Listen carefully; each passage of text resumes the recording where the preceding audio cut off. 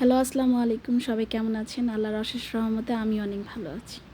তো ঈদের মধ্যকালীন অবস্থায় অনেক দিন ছুটি গিয়েছে, তো তেমন কোথাও যাওয়া হয়নি। তো ভাবলাম বাচ্চাদেরকে নিয়ে সবাইকে নিয়ে আর কি একটু দূরে কোথাও যাওয়া যাক। আর দূরে জার্নিগুলি কেমন হয়, গাড়িতে বেশিক্ষণ সময় কাটানো হয়। তো গাড়িতে যাওয়ার আর কি গাড়িতে বসে যাব সেটা ভেবে যা যা আর কি দরকার সব কিছু নিয়ে নিলাম। তো আজকে এই ব্লগটাতে কিছু কিছু কথা আর কি বলতে ইচ্ছা করলো, তাই আর কি বললাম, তাই আর কি বলা। এই যে আমাদের এই যে এই পর্যন্ত আমি যতদিনই কোনো না কোনো ব্লগ দিয়েছি, আমার অনেক অনেক কাছের মানুষ, খুব আপনজন, ভালোবাসা, শুভাকাঙ্ক্ষী, যাই না বলি না কেন, সবাই মোটামুটি ছিল। ডে বাই ডে আমার কেন জানি মনে হয় যে আমার এই ট্যুর ব্লগ কিংবা কোথাও খেতে গেলাম কিংবা আমার বাসায় কারা আসলো, তো মোটামুটি যারা আমার এই ব্লগ দেখে তারা সবাই আমার এই পরিজন আপনজনদের মোটামুটি সবাই চিনে। ধীরে ধীরে কেন জানি মনে হচ্ছে সংখ্যায় মানুষজনদের আর কি কমে যাচ্ছে, যাদেরকে খুব আপন ভেবে ভালোবেসে সবসময় কাছে রাখার চেষ্টা করবেন, দেখবেন দিন শেষে তারা কোনো না কোনো মতে কোনো না কোনো উসিলায় চলে যাবে।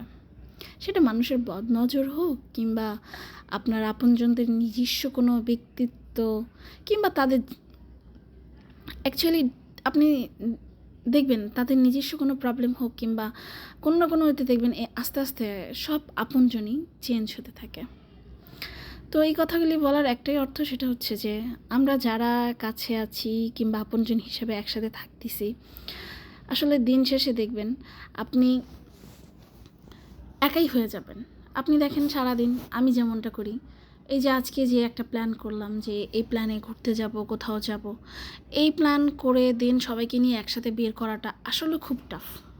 আপনি চাইলেও আপনি চাইলেও দেখবেন খুব সহজ একটা প্ল্যান করতেছেন কিংবা সবাই ঘুরতে যাবে, আপনি সহজে ওইটা কমপ্লিট করতে পারবেন না, কোনো না কোনো একটা প্রবলেম থাকবে। যেমন ঈদের এই আমাদের ট্যুরটা ছিল ঈদের মোটামুটি 4 থেকে 5 দিন পর। 5 দিন পর, তো 5 দিন পর হওয়ার কারণ কি, আমার ননদের হাজব্যান্ড তারা সবাই আর কি বাইরে ছিল, মানে তাদের নিজস্ব গ্রামের বাড়িতে বেড়াতে গিয়েছিল। তো তাদের জন্য আর কি আমরা অপেক্ষা করতেছিলাম তারা যখন আসবে সবাই একসাথে ঘুরতে যাব। কিন্তু দেখেন দিন শেষে আমরা সবাই কিন্তু একত্র হয়েছি হয়তো বা কিছুদিন অপেক্ষার পর। পারতাম আমি আমার জাল আমরা একসাথে সবাই ঘুরতে যেতে, কিন্তু চিন্তা করে দেখলাম যে আসলে যত সংখ্যায় কম কোথাও যাওয়া যায় সেখানে দেখবেন আনন্দটা খুবই কম থাকে।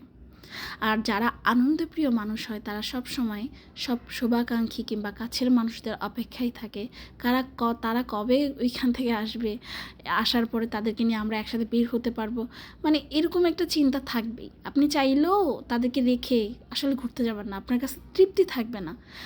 একটা ঘোরার যে একটা এনজয়, সেটা শুধুমাত্র আপনার কাছের মানুষ কিংবা আপনজন যাদের সাথে আপনি কমফোর্ট ঠিক তেমনটাই পাবেন। তো তেমনই এই যে প্ল্যান করে দিন একদম ঈদের 6 থেকে 7 দিন পরে মোটামুটি ছুটি শেষের দিকে বাচ্চাদেরকে নিয়ে সবাইকে নিয়ে ঘুরতে গেলাম। তো তেমনটাই আসলে হয়ে আসে যেমনটা আর কি আমরা চিন্তা করি। তো আজকে আমি এই কথাগুলি আসলে না বলেই পারলাম না। আমার শুরু দিকে যেমন ভিডিও ব্লগে খুব আরও কিছু মুখ রেগুলার দেখা যেত, ডে বাই ডে তাদের মুখগুলিও কমে যাচ্ছে। তাই বলে কি আমি ভিডিও করবো না এমন ভাবতেছেন? আসলে তা না, আমি ভিডিও করব কিংবা হয়তো বা দেখা গেছে আজকে আমার বাচ্চাদেরকে নিয়ে করতেছি কিংবা কালকে আমি একাও করতে পারি কিংবা এরকম হবে। আপনজনরা যদি সরে যায় কিংবা তাদের কোনো ব্যক্তিত্বে প্রবলেম থাকলে তারা যদি চলে যায়, কিন্তু তাদেরকে আর কি আমি নিজস্ব ইচ্ছাতে কখনোই কোনো মানুষ যারা আর কি ঘুরতে ভালোবাসে, সবার সাথে হাসতে ভালোবাসে, কথা বলতে ভালোবাসে, তারা কখনোই এই আপন মানুষদেরকে কিংবা কাছের মানুষদেরকে ছেড়ে কিছুই করতে চাবে না। তাদেরকে আসলে তাদেরকে কোনো মতে সরতে দিতেও দিবে না। তো আমার একটা রিকোয়েস্ট, যারা যেখানে যখন যে অবস্থায় আছেন না কেন, আপনি যার সাথে কমফোর্ট, যার সাথে থাকতে ভালোবাসতেছেন, ঘুরতে ভালোবাসতেছেন, তাদের সবাইকে কাছে রাখার চেষ্টা করেন। ইভেন যারা আছেন তারাও থাকার চেষ্টা করেন, কারণ আমরা দিন শেষে ঘরে একা। দিন শেষে আমরা সবাই ঘরে একা। আমাদের নিজস্ব কাজ কর্ম কিংবা আমাদের দৈনন্দিন জীবন যেভাবে চলতে থাকে ঠিক সেই জায়গাতেই আমরা সীমাবদ্ধ থাকি।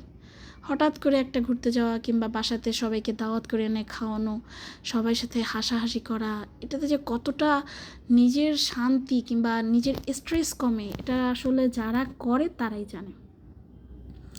এটা ছিল কোন জায়গাটা, সবাই মোটামুটি এতক্ষণ ভিডিও দেখে বুঝতে পারছেন। জায়গাটা আসলে অসম্ভব সুন্দর। এটা বর্ষার সিজনে বিশেষ করে বেশি সৌন্দর্য ফোটে, কারণ দুই দিকে চারোদিকে আর কি, আপনি দুই দিক মানে রাস্তার এই পার ওই পার তাজ না, চারোদিকেই পানি পানি পানি। আর এই রাস্তাতে কিংবা এই জায়গাতে যারা গিয়েছে তারা বলতে পারবে আসলে কিছুটা কষ্ট করে গেলেও জায়গাটা যে কতটা সুন্দর। আল্লাহর সৌন্দর্য আর কি এইভাবে দেখা কাছ থেকে মানে দিন শেষে বলবো আলহামদুলিল্লাহ। যত দূর যাচ্ছে রিক্সা তত দূর মনে হচ্ছে যে আরও যাক, মানে এত সুন্দর করে আল্লাহ তাআলার সৃষ্টি। পানি মানে অনেকে বলতে পারে যে পানিতে কী সৌন্দর্য থাকে, আসলে আপনি কখনো এই জিনিসটা ভেবে দেখবেন, পানিতে যে কী সৌন্দর্য থাকে।